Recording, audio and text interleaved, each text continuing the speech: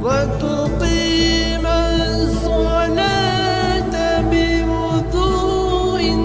كامل لوقتها وتؤتي الزكاة. نحمده ونصلي على رسوله الكريم اما بعد فاعوذ بالله من الشيطان الرجيم بسم الله الرحمن الرحيم اقم الصلاة لدلوك الشمس الى غسق الليل والقرآن الفجر ان قرآن الفجر كان مشهودا صدق الله العظيم رب اشرح لي صدري ويسر لي امري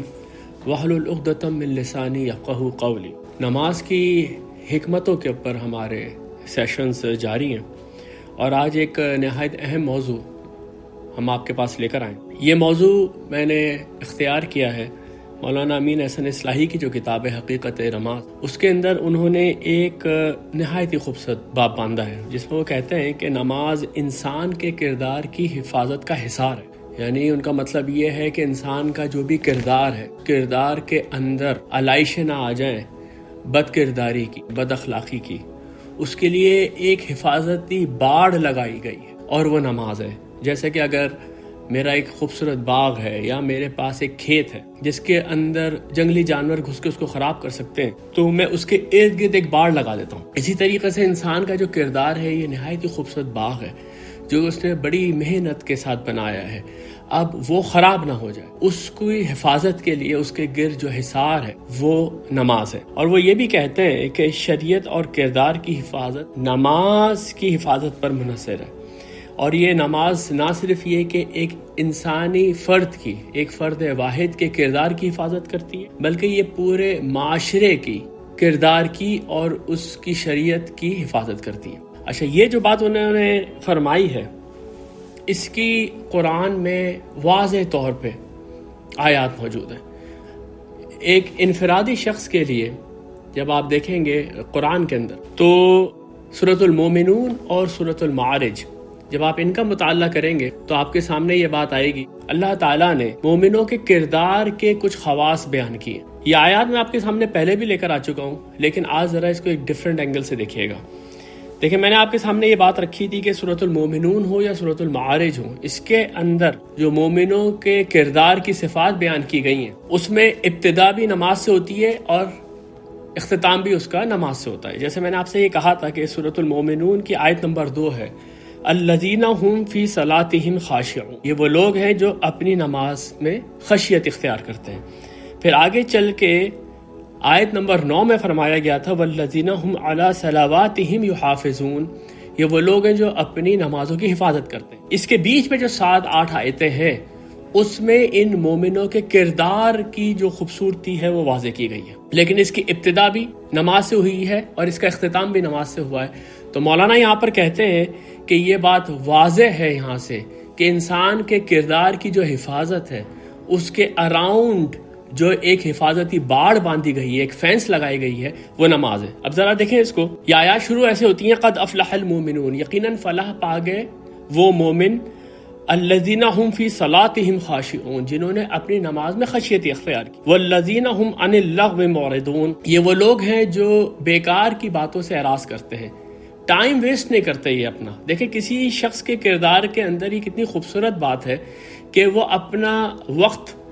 صرف قیمتی باتوں کے اندر صرف کرتا ہے، بیکار کے اندر اس کو ضائع نہیں کرتا. والذین هم للزکاۃ فاعلون، اور یہ وہ لوگ ہیں جو کہ پاکیزگی کے طریقے کے اوپر عمل کرتے ہیں، ان کی زندگی پاکیزگی کے اوپر عمل درآمد ہوتی ہے. اس کے معنی یہ بھی ہے کہ وہ زکوٰۃ دیتے ہیں، لیکن کیونکہ زکوٰۃ کے لیے جو لفظ استعمال ہوتا ہے وہ ایتاء الزکاۃ ہے، یہاں پر ہے للزکاۃ فاعلون، تو زیادہ بہتر ترجمہ یہ لگتا ہے کہ وہ تزکیے کے طریقے کے اوپر عمل کرتے ہیں، ہر چیز کے اندر پاکیزگی کو ملحوظ رکھتے ہیں. والذین هم لفروجہم حافظون، اور یہ وہ لوگ ہیں جو اپنی شرمگاہوں کی حفاظت کرتے ہیں، یعنی جنسی بہرا روی میں نہیں پڑتے. اب آپ یہ دیکھیں، یہ 3 چیزیں ہی صرف اٹھا لیں آپ اور کسی کے کردار کے اندر ڈال دیں تو کیا خوبصورت وہ کردار بن جائے گا کہ وہ بیکار کی باتوں میں نہیں پڑتا. وہ شخص جو ہے ہمیشہ پاکیزگی کے طریقے کے اوپر چلتا ہے اور وہ جنسی بہرا روی کا شکار نہیں ہے. الا علی ازواجہم او ما ملکت ایمانہم فانہم غیر ملومین، سوائے اس کے کہ جو طریقے اللہ تعالیٰ نے اس کی جنسی تسکین کے لیے جائز کر کے رکھے ہوئے بس وہ انہی کی طرف جاتا ہے. فَمَنِ ابْتَغَىٰ وَرَاءَ ذَلِكَ فَأُولَٰئِكَ هُمُ الْعَادُونَ. اور اب جو کوئی بھی اس سے بغاوت کرے، یعنی یہ جو طریقے اللہ تعالیٰ نے بیان کیے ہیں جنسی تسکین کے، اس سے اگر کوئی تجاوز کرے تو وہ حد سے گزرنے والا ہے. وَالَّذِينَ هُمْ لِأَمَانَاتِهِمْ وَعَهْدِهِمْ رَاعُونَ. اور یہ وہ لوگ ہیں جو اپنی امانتوں کو اور اپنے عہدوں کو، اپنے پرومسز کو، جو بھی انہوں نے کمٹمنٹس کیے ہیں اس کو یہ اس کی رعایت کرتے ہیں، کبھی اس کو توڑتے نہیں ہیں. والذین هم علی صلواتہم یحافظون. اور یہ وہ لوگ ہیں جو اپنی نمازوں کی حفاظت کرتے ہیں. دیکھیں یہاں پر یہ بات کتنی واضح ہے کہ ایک جو شخص جس کے کردار کے اندر خوبصورت چیزیں موجود ہیں، اس کے کردار کے اندر پاکیزگی موجود ہے، وہ ایسی باتوں میں نہیں پڑتا جو اس کا وقت ضائع کریں، وہ اپنے جنسی بہراروی کا شکار نہیں ہوتا، وہ اپنے وعدوں کو پورا کرتا ہے، وہ امانتوں کی پاسداری کرتا ہے، یہ ساری کردار کی بہت خوبصورت اس کی اوصاف ہے. لیکن اس کو جو چیز حفاظت کر رہی ہے وہ نماز ہے. کیونکہ آپ دیکھیں ابتدا بھی نماز سے ہوئی اور اس کے بعد آیت نمبر 9 میں اختتام بھی نماز سے ہوا ہے. اچھا، یہ میں نے آپ کو جیسے کئی دفعہ بتایا ہے کہ جو اہم موضوعات ہیں وہ قرآن میں 2 دفعہ ضرور آتے ہیں، اور یہ ایک ایسا مقام ہے جو سورہ معارج اور سورہ مومنون میں ہر بحرف آیا ہے، ذرا سے فرق کے ساتھ. اس سے آپ کو اندازہ ہو جانا چاہیے کہ انسان کا کردار کیا ہے اور اس کی حفاظت نماز کیسے کرتی. اچھا، یہیں پر آپ دیکھ لیں کہ مولانا نے اسی چیز کو تھوڑا ایک بڑے فریم کے اندر لے کے گئے، اور وہ یہ کہتے ہیں کہ اگر آپ قرآن کے اوپر تدبر کریں تو آپ کو یہ بات سمجھ میں آئے گی کہ پورا سوسائٹی، اس کا بھی تو ایک کردار ہوتا ہے. ایک سوسائٹی مل کے اجتماعی طور پہ یا تو اچھی یا بری، بیمار یا ایماندار، خوش اخلاق یا بد اخلاق کہلاتی ہے. آج ہم جانتے ہیں، آج تو ہم کچھ نیشنلٹیز کا نام لے کے کہتے ہیں کہ یہ لوگ بڑے بدتمیز ہوتے ہیں، یہ لوگ بڑے اچھے کردار کے ہوتے ہیں، یہ لوگ بڑے مہمان نواز ہوتے ہیں. تو ایک سوسائٹی ایز اے ہول جب فارم ہوتی ہے، اور خاص طور پہ یہاں جب ہم بات کر رہے ہیں تو جو ایمان کے اوپر فارم ہو رہی ہے، جو مسلمانوں کی جماعت ہے، اس کے کردار کی حفاظت بھی نماز کرتی ہے. اور اس کو مولانا نے کیسے واضح کیا ہے؟ سورۃ البقرہ کی جب ہم تلاوت کرتے ہیں تو سورۃ البقرہ ہر پڑھنے والا جانتا ہے کہ وہ 2 بڑے حصوں میں منقسم ہوئی ہوئی ہے. اس کا جو پہلا حصہ ہے وہ بنی اسرائیل سے اللہ تعالیٰ مخاطب ہے، اور اس میں وجوہات بتا رہے ہیں کہ کیوں ان کو امامت سے معزول کیا جا رہا ہے. اور بعد کا جو حصہ ہے وہ امت مسلمہ کے لیے، کیونکہ اب اس کو امامت کے منصب کے اوپر اللہ تعالیٰ فائز کر رہا ہے، تو اللہ تعالیٰ اس کو بتا رہا ہے کہ اب کیا کیا کام ہے اس نے جو اس دنیا کے اندر کرنے ہیں اللہ کا دین آگے پہنچانے کے لیے. تو دیکھیں وہاں پر یہ ایک بہت ہی عمدہ نقطہ لے کر آئے کہ جہاں پر اللہ تعالیٰ اپنی شریعت کا بیان شروع کر رہا ہے سورہ بقرہ میں، وہاں سب سے پہلی آیت کیا ہے؟ یا ایھا الذین آمنوا استعینوا بالصبر والصلاۃ ان اللہ مع الصابرین. یہاں سے یہ بات شروع ہوئی. اب اس کے بعد بہت ساری آیات آ رہی ہیں، اس کے اندر احکامات آ رہے ہیں قصاص کے، گھر کے اندر طلاق کے واقعات آ رہے ہیں یا اس کے احکامات آ رہے ہیں، اور اسی طرح سے جنگ اور جہاد اور بہت سارے احکامات چلتے ہیں، یہاں تک کہ آخر میں جا کے اب یہ سورہ کنکلوڈ ہو رہی ہے. جب یہ احکامات کنکلوڈ ہو رہے ہیں تو وہاں پر پھر ایک آیت آتی ہے، حافظوا علی الصلوات والصلاۃ الوسطی وقوموا للہ قانتین، کہ تم حفاظت کرو اپنی نمازوں کی، خاص طور پہ وہ بیچ کی نماز، اور اللہ تعالیٰ کے سامنے فرمانبردار بن کے کھڑے رہو. اس سے بھی وہ یہ ڈیڈیوس کرتے ہیں کہ دیکھیں پوری شریعت بیچ میں ہے اور اس کے گرد نماز کو ایک حصار بنا دیا گیا ہے کہ جو سوسائٹی، جو معاشرہ نماز کے اوپر کاربند رہے گا وہ اپنے کردار کی بحیث مجموعی اور اپنی شریعت کی حفاظت کرنے والا ہوگا. تو یہ جو بات میں نے آپ کے سامنے رکھی ہے یہ نماز کی حکمت کے لیے بہت ضروری ہے کہ انسان جب اپنے کردار کو صاف اور شفاف کرتا ہے. دیکھیں ہم نے اس سے پہلے جو دروس کیے، ہم نے انسان کے کردار اور نماز کو کس طریقے سے آپس میں لنک کیا. ہم نے کہا کہ نماز انسان کے اندر شکر پیدا کرتی ہے، ہم نے کہا نماز انسان کے اندر صبر پیدا کرتی ہے، اور بہت سارے اخلاقیات کی ہم نے بات کی. اب جب یہ ساری کی ساری چیزیں سامنے آ گئی تو اب وہ جو کردار ہے انسان کا وہ محفوظ کیسے رہے گا، وہ ہمیشہ اس کے اوپر قائم کیسے رہے گا. وہ جو حصار ہے، وہ جو حفاظت ہے، وہ نماز دے رہی ہے. یہاں پر میں آپ کے سامنے ایک حدیث رکھتا ہوں، یہ مسند احمد کی حدیث ہے جس کے راوی عبداللہ بن عمرو ہیں. وہ کہتے ہیں عن النبی صلی اللہ علیہ وسلم قال، نبی اکرم صلی اللہ علیہ وسلم نے فرمایا ہے انہ ذکر الصلاۃ یوما، ایک دن نبی اکرم صلی اللہ علیہ وسلم نماز کے بارے میں بات کر رہے تھے. فقال من حافظ علیہا کانت لہ نورا وبرہانا ونجاتا یوم القیامہ، کہ جو کوئی بھی حفاظت کرے گا نماز کی، دیکھیں نماز کی حفاظت کے اوپر ہم نے بڑی تفصیل سے بات کی، لیکن اصل شے ہی نماز کی حفاظت ہے۔ جو کوئی بھی اس کی پابندی کرے گا، اس کی حفاظت کرے گا، اس کے سارے جو ریکوائرمنٹ سے پوری کرے گا، جس کو اقامت الصلاۃ کہا جاتا ہے، اگر وہ ایسا کرے گا تو وہ قیامت کے دن آئے گی اس کے پاس نور بن کے، برہان بن کے اور نجات بن کے۔ وَمَن لَّمْ يُحَافِظْ عَلَيْهَا، اور جو کوئی بھی اس کی حفاظت نہیں کرے گا، لَمْ يَكُنْ لَهُ نُورٌ وَبُرْهَانٌ وَنِجَاتٌ، تو وہ نہیں آئے گی اس کے لیے قیامت کے دن نہ تو نور بن کے، نہ برہان بن کے، اور نہ ہی نجات بن کے۔ وَكَانَ يَوْمَ الْقِيَامَةِ مَعَ قَارُونَ وَفِرْعَوْنَ وَحَامَانَ وَأُبَيِّ بْنِ خَلَف، اور قیامت کے دن ایسے شخص کا انجام جو اپنی نماز کی حفاظت نہیں کرتا تھا، قارون کے ساتھ ہوگا، فرعون کے ساتھ ہوگا، حامان کے ساتھ ہوگا، اور ابی ابن خلف کے ساتھ ہوگا۔ تو نماز کی حفاظت نہ کرنے کے اوپر نبی اکرم صلی اللہ علیہ وسلم کی یہ وعید آپ کے سامنے ہے، اور نماز کی حفاظت کرنے کے اوپر ایک خوشخبری بھی ہمارے سامنے ہے۔ ہم جانتے ہیں کہ اللہ کے جو رسول ہوتے ہیں وہ مبشر اور نذیر ہوتے ہیں، وہ خوشخبری دینے والے ہوتے ہیں اور آپ کو وارن کرنے والے ہوتے ہیں۔ نماز کے لیے یہ وارننگ ان کے ہمارے بالکل سامنے۔ اب اسی سے قدم آگے بڑھتے ہیں کہ یہ نماز جب ایک حصار ہے ہمارے کردار کے لیے، دیکھیں ہمارے کردار کے اندر صبر، شکر، امر بالمعروف، نہی عن المنکر، یہ ساری کی ساری چیزیں جب شامل ہو کے اور ہمارے کردار کو خوبصورت بناتی ہیں، تو اس کی ڈرائیونگ فورس، اس کی موٹیویشن فورس اور اس کی حفاظت یہ ساری نماز کری ہے۔ جس نے نماز چھوڑ دی پھر اس نے اپنے کردار کو شیطان کے حوالے کر دی۔ اب دیکھیں ذرا، میں آپ کے سامنے ایک اور چیز لے کر آیا، وہ یہ کہ یہ جو نماز کا نظام ہے پھر یہ کس طریقے سے ایک انسان کو ایک خاص نظم و ضبط کے اندر باندھ دیتا ہے اور اس کو یہ بھولنے نہیں دیتا کہ اس کی زندگی کا مقصد کیا ہے۔ میں نے آپ کے سامنے یہ بات رکھی تھی کہ ہم یہ بات کریں گے کہ یہ نماز 3 اوقات میں کیوں فرض ہے اور ہم 5 دفعہ نماز کیوں پڑھتے ہیں۔ کچھ حکمتیں، اب ظاہر سی بات ہے وہ حکمتیں اس طریقے سے قرآن یا سنت میں شاید آپ کو نہ ملے، لیکن جو آدمی اس کی پابندی کرتا ہے وہ خود محسوس کرتا ہے کہ میرے اندر ایک ڈسپلن آ رہا ہے، میرے اندر اللہ کی یاد ہر وقت موجود ہے، اور کیونکہ اس کو ایک پاکیزگی اختیار کرنی ہے نماز پڑھنے جانے کے لیے، تو تزکیہ کے اوپر اس کا عمل بڑھتا چلا جا رہا ہے۔ جو نماز کی حفاظت نہیں کرے گا تو پھر اس کا کوئی ڈسپلن نہیں ہے، جب مرضی ہے صبح سو کے اٹھ گئے، جتنی مرضی ہے رات بھر جاگ گئے۔ جب اس طرح کا ڈسپلن نہیں ہوگا تو میں نے خود یہ بات دیکھی ہے کہ اس کی جو اپنی زندگی ہے اس کے اندر بہت برے اثرات پڑنے شروع ہو جاتے ہیں۔ دفتر کے اندر، کاروبار کے اندر لوگ اس کو صحیح طریقے سے نہیں دیکھتے کہ اس آدمی کے اندر تو کوئی رسپانسبلٹی نہیں ہے، اس کو کوئی کام نہیں ہے، کل صبح آئے گا ہی نہیں، یہ رات بھر جاگے گا، دن بھر سوئے گا۔ یعنی آپ دیکھیں ان اللغو موردون والی جو بات ہے وہ بھی یہاں پر آ گئی کہ اگر وہ رات بھر جاگے گا اس کا مطلب ہے ٹائم ویسٹ کر رہا ہے، وہ نیٹ فلکس کے اوپر بیٹھا ہوا ہے، وہ ٹی وی دیکھ رہا ہے، وہ موویز دیکھ رہا ہے، وہ لوگوں میں گپے لگا رہا ہے جس کا کوئی فائدہ نہیں ہے۔ لیکن اس کے بعد ہوا کیا کہ اس کی زندگی میں سے ڈسپلن ختم ہو گیا۔ اب نہ وہ دنیا کے اندر اچھی نظر سے دیکھا جاتا ہے، نہ اللہ کے یہاں اچھی نظر سے دیکھا جائے گا۔ یہ وہ چیز ہے جو کہ نماز سکھاتی ہے کہ انسان کو ایک ذمہ دار انسان بناتی ہے، وہ اس کو ایک ڈسپلن کے اندر لے کر آتی ہے، اس کے اندر نظم و ضبط لے کر آتی ہے، اور یہی نماز 5 وقت کے ساتھ ادا کرنے کی اہمیت ہے۔ دیکھیں نماز کے بارے میں پہلی چیز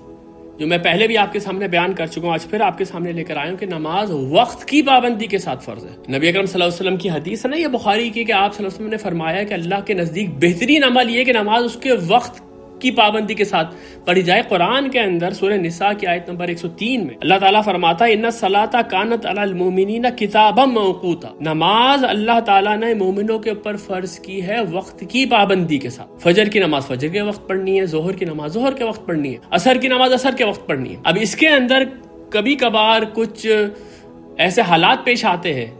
جو کہ مختصر مدت کے لیے ہوتے ہیں، عموماً آپ سفر کر رہے ہیں یا کسی جنگ کی صورتحال سے دوچار ہیں یا کوئی ایمرجنسی آ گئی، تو اس میں خود اللہ کے رسول نے ہی اس کے اندر کچھ رخصتیں دی ہیں، لیکن عام حالات کے اندر یہ 5 وقت کی نماز اسی طریقے سے پڑھنی ہے جس طریقے سے ہمیں شریعت نے بتائی ہے۔ اب قرآن کے اندر نماز کے جو اوقات ہیں وہ کہاں پر بیان ہوئے ہیں؟ دیکھیں میں نے آپ کے سامنے سورہ بنی اسرائیل کی آیت رکھی تھی، اور یہ آیت اس وقت نازل ہوئی تھی جب مکی دور ختم ہو رہا ہے اور مدنی دور کا آغاز ہو رہا ہے۔ 13 سال مکہ میں آپ صلی اللہ علیہ وسلم نے ایمان کی منادی کی، جو لوگ اسلام لے کر آ گئے وہ اب آپ کے ساتھ ہیں، لیکن اب وہاں پر رہنا آپ کے لیے ممکن نہیں ہے۔ اللہ کی طرف سے یہ احکامات آنے والے ہیں کہ اب آپ یہاں سے ہجرت کر جائیں، اور وہ احکامات بھی انہی آیات کے اندر ہیں۔ وَقُلْ رَبِّ ادْخِلْنِي مُدْخَلَ صِدْقٍ وَأَخْرِجْنِي مُخْرَجَ صِدْقٍ وَاجْعَلْنِي مِن لَّدُنْكَ سُلْطَانًا نَصِيرًا، کہ میرے رب تو مجھے جہاں داخل کر سچائی کے ساتھ داخل کر، جہاں سے نکال سچائی کے ساتھ نکال، اور ایک طاقت کو میرا مددگار بنا دے۔ وہ آیات یہیں سے شروع ہوتی ہیں سب سے پہلے نماز کی پابندی اور نماز کے اوقات بیان کیے گئے، کیونکہ اب وہ معاشرہ جو مدینے میں بننے جا رہا ہے وہ معاشرہ اپنی جو بنیادیں ہیں وہ نماز کی پابندی کے ساتھ اٹھائے گا۔ دیکھیں فرمایا گیا اقیم الصلاۃ لدلوک الشمس الی غسق اللیل والقرآن الفجر، نماز قائم کرو جب سورج ڈھلک جائے،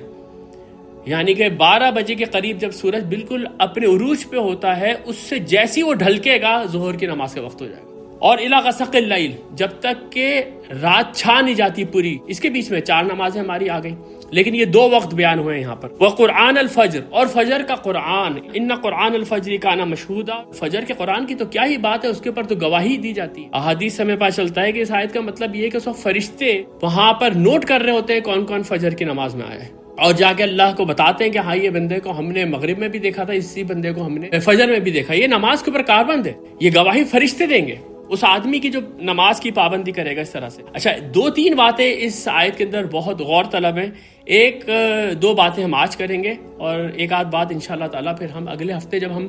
اس کے اوپر بات کریں گے کہ نماز میں ہم پڑھتے کیا ہیں،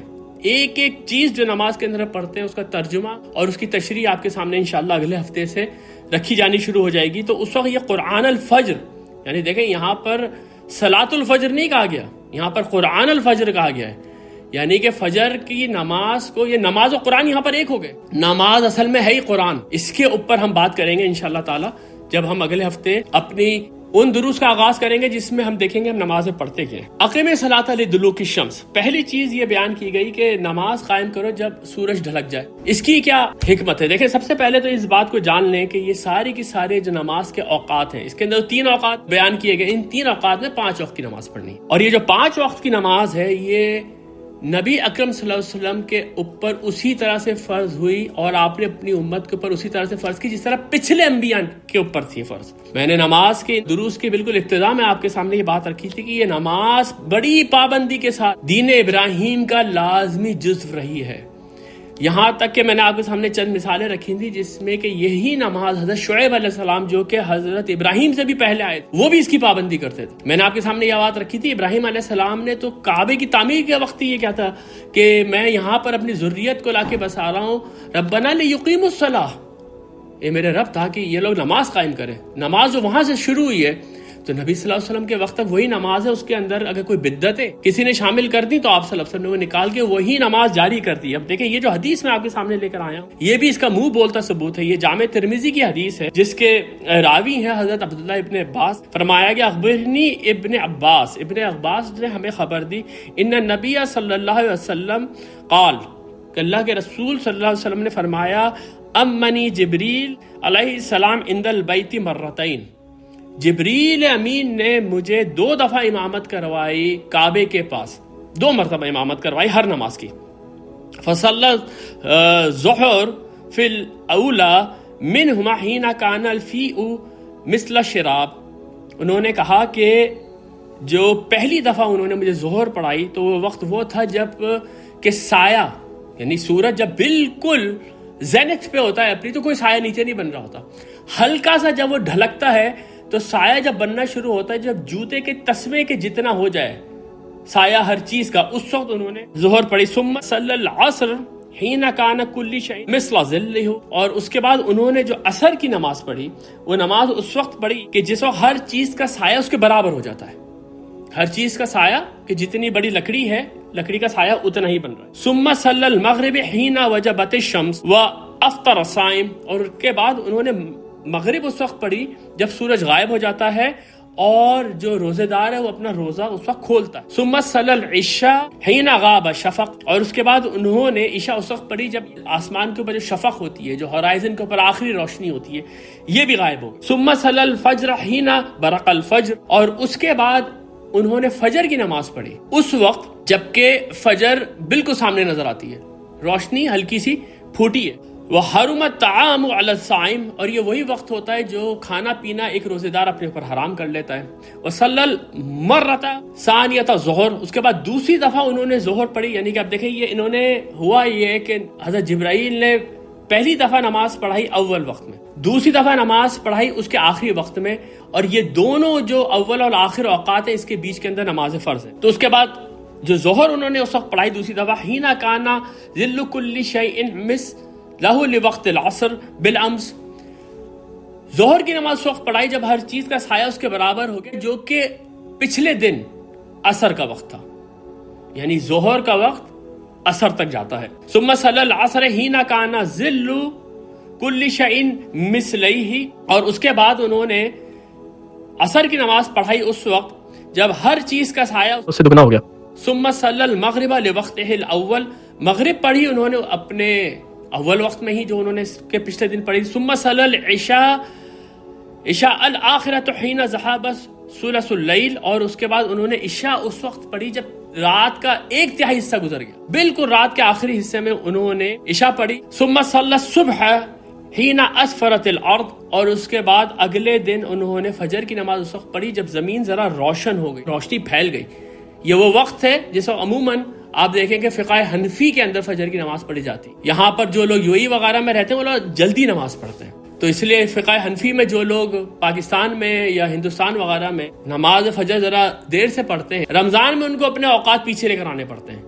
کیونکہ وہ وقت ہے جب روزے کا وقت ختم ہو جاتا ہے۔ تو یہ جو دو اوقات ہیں، ان دو اوقات کے درمیان نماز پڑھائی حضرت جبرائیل نے۔ ثم التفت الی جبریل، اور اس کے بعد حضرت جبریل میری طرف رخ کیا، فقال یا محمد، اس کے بعد ان کا اے محمد، ھذا وقت الانبیاء من قبلک والوقت فیما بین ھذین الوقتین، یہ نمازوں کے وہ اوقات ہیں جو آپ سے پہلے انبیاء جس میں نماز پڑھتے تھے، اور یہی دو اوقات ہیں جن کے بیچ میں نماز پڑھنی ہے۔ تو یہاں سے یہ بات ایک تو آپ کے سامنے واضح ہو گئی کس طریقے سے 3 اوقات میں ہم 5 وقت کی نماز پڑھتے ہیں، اور یہ نماز ایسا نہیں ہے کہ یہ نمازیں صرف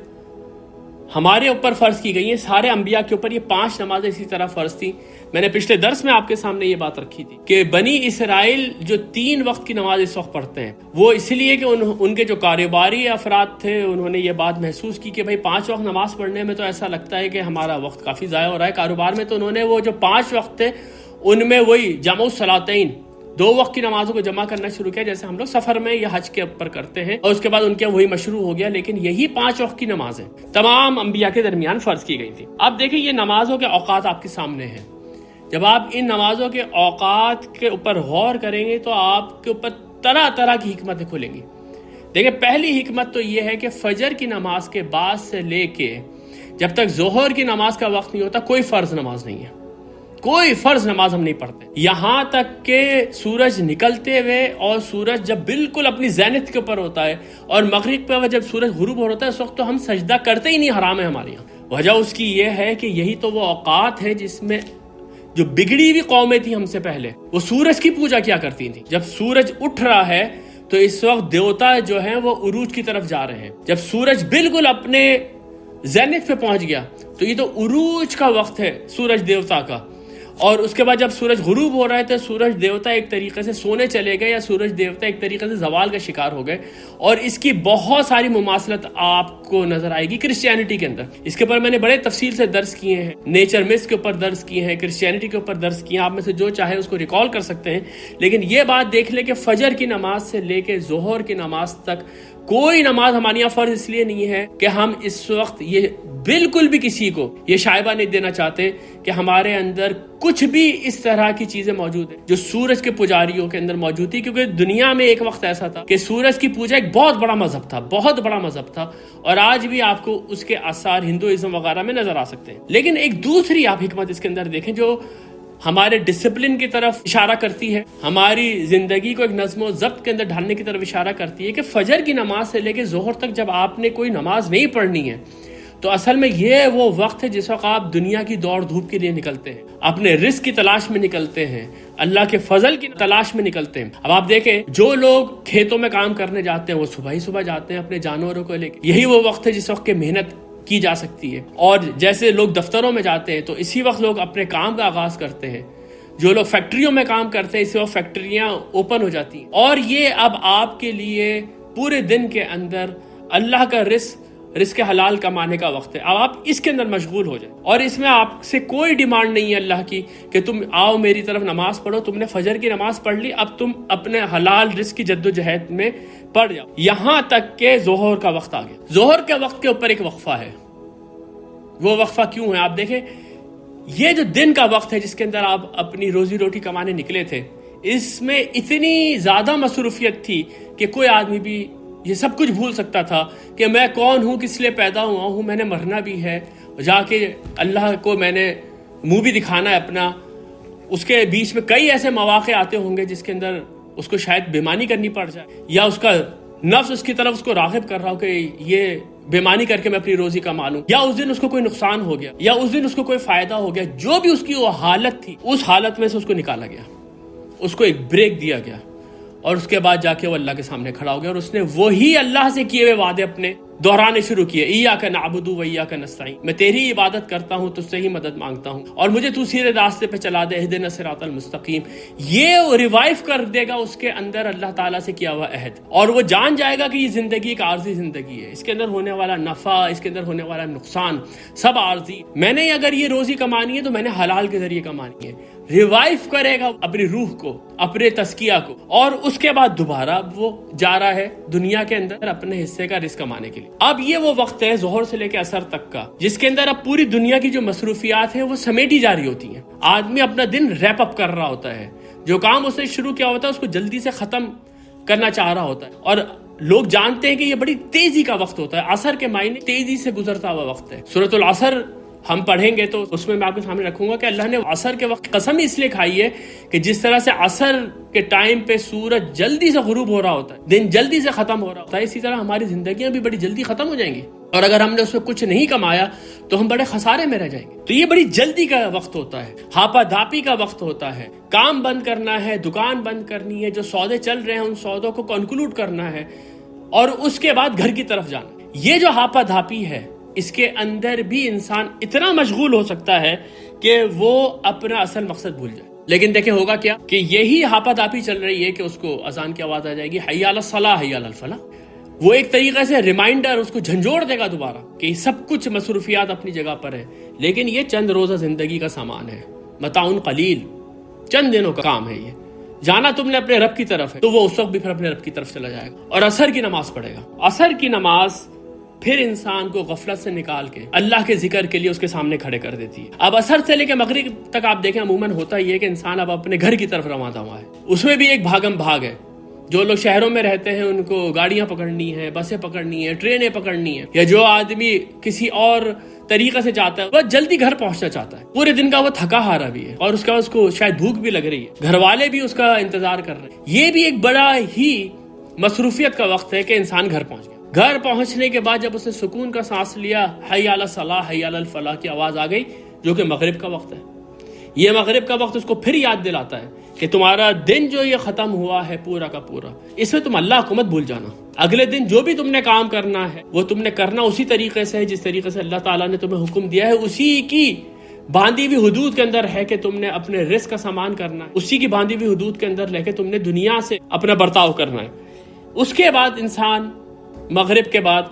اپنے گھر میں سکون کے ساتھ بیٹھا ہوا ہے، بچوں سے بات چیت چل رہی ہے، مہمان آ گئے ہیں، ان کی دیکھ بھال ہو رہی ہے، کھانا کھا لیا، اب سونے کا وقت ہے۔ سونے سے پہلے آخری دفعہ پھر عشاء کے وقت تم جاؤ اور اللہ سے اپنا عہد تازہ کرو، اور جا کے اگلے دن کے انتظار میں دوبارہ سے سو جاؤ۔ اور یہ سونا بھی ویسا ہی ہے جیسے کہ انسان ایک دن مر جاتا ہے، اور صبح اٹھنا بھی ویسے ہی جیسے انسان دوبارہ اٹھ جائے گا۔ یہ پوری کلاک جو ہے آپ کی، یا آپ کو آپ کی پوری زندگی کا مقصد اور مرنے کے بعد اٹھ کے اللہ تعالیٰ کے سامنے کھڑے ہونے کا جو طریقہ کار ہے جس کے اوپر ہمارا ایمان ہے، اس کی پوری یاد دہانی کرا دیتا ہے۔ یہاں پر میں آپ کے سامنے ایک حدیث لے کر آیا ہوں، یہ حدیث بخاری شریف کی ہے، جس کے راوی حضرت ابی ہریرہ ہیں۔ وہ فرماتے ہیں کہ ان رسول اللہ صلی اللہ علیہ وسلم کان یکرہ نوم قبل العشاء، نبی صلی اللہ علیہ وسلم کو اچھا نہیں لگتا تھا کہ کوئی آدمی عشاء سے پہلے سو جائے، یعنی کہ عشاء کی نماز پڑھ کے سوئے، والحدیث بعدہا، اور عشاء کی نماز کے بعد وہ باتوں میں لگ جائے، یہ بھی آپ کو پسند نہیں تھا۔ آپ کو پسند یہی تھا کہ وہ آدمی اب سو جائے عشاء کے بعد، تاکہ وہ صبح کے وقت اٹھے اور اپنی نمازوں کی حفاظت کرے، اللہ تعالیٰ کے ساتھ جو اپنا عہد ہے اس کو تازہ کرے۔ یہ پوری بات جو میں نے آپ کے سامنے رکھی ہے، 5 وقت کے اوقات اور ڈسپلن، اور اس کے اندر جو حکمت موجود ہے، آپ خود اپنے دل پہ ہاتھ رکھ کے کہیے، کیا ایسا نہیں ہے کہ جو آدمی اس کی پابندی کرے گا اور نماز کو اپنے شعور سے پڑھے گا، اس کا کردار کے اندر اخلاق ہمیشہ بلند رہے گا، وہ ہمیشہ اخلاق کے اعلیٰ درجے کے پر فائز رہے گا، وہ اپنی امانتوں کی حفاظتیں کرے گا، وہ برے کاموں کی طرف نہیں بڑھے گا، وہ لغو باتوں میں اپنا وقت ضائع نہیں کرے گا۔ اب آپ دیکھیں آج کل کے زمانے میں فجر کی نماز مشکل کیوں ہو گئی ہے؟ وہ اس لیے مشکل ہو گئی ہے کہ جو وقت ضائع کرنے کے ذرائع ہیں وہ اتنے بڑھ گئے ہیں کہ وہ ایسا لگتا ہے کہ اصل زندگی وہ ہے کہ رات کے وقت ہی تو کچھ ٹیلی ویژن شوز شروع ہوتے ہیں، رات کے وقت ہی تو ہم بیٹھتے ہیں اپنے دوستوں کے ساتھ اور ہم گپے لگاتے ہیں۔ بھائی آپ گپے دن میں لگا لیں، آپ کو آج کے دور کے اندر 2 دن چھٹی کے ملتے ہیں، اگر سارے دوست ہیں جو کہ نماز پڑھنے والے ہیں، فیملی فرینڈز ہیں جو کہ نماز پڑھنے والے ہیں، ہم اپنا کام ہی سارا شروع کرتے ہیں، فجر کے بعد ملتے ہیں، وہاں بیٹھیں گے، وہاں پکنک کریں گے۔ ہمیں کیا ضروری ہے کہ ہم یہ ساری کی ساری چیزیں رات میں ہی کریں؟ یہ ایک ایسا مسئلہ درپیش ہے ہمارے ہاں کہ کسی کو ڈسپلن میں لانا، خاص طور پہ اپنے گھر والوں کو ڈسپلن میں لانا بہت بڑا چیلنج ہے۔ وہ چیلنج یہی ہے کہ شیطان نے رات کے وقت کے اندر جو لغو باتیں ہیں اس کو اس طرح مزین کر دیا ہے، اس طرح خوبصورت کر دیا ہے کہ لوگ یہ کہتے ہیں کہ ہم اس کو کیسے چھوڑ دیں۔ جب ایک آدمی کو فجر کی نماز کی اہمیت کا پتہ ہوگا تو رات کو اپنا موبائل فون آف کرے گا۔ وہ رات کو جلدی سونے والے کو تو آج کل بیکورڈ سمجھا جاتا ہے، لیکن اگر یہ حکمت سامنے ہو، انسان خود اپنے کردار کی حفاظت کرنا چاہے تو اس کے لیے بہترین طریقہ کار یہ ہے کہ وہ نماز کی پابندی اختیار کرے۔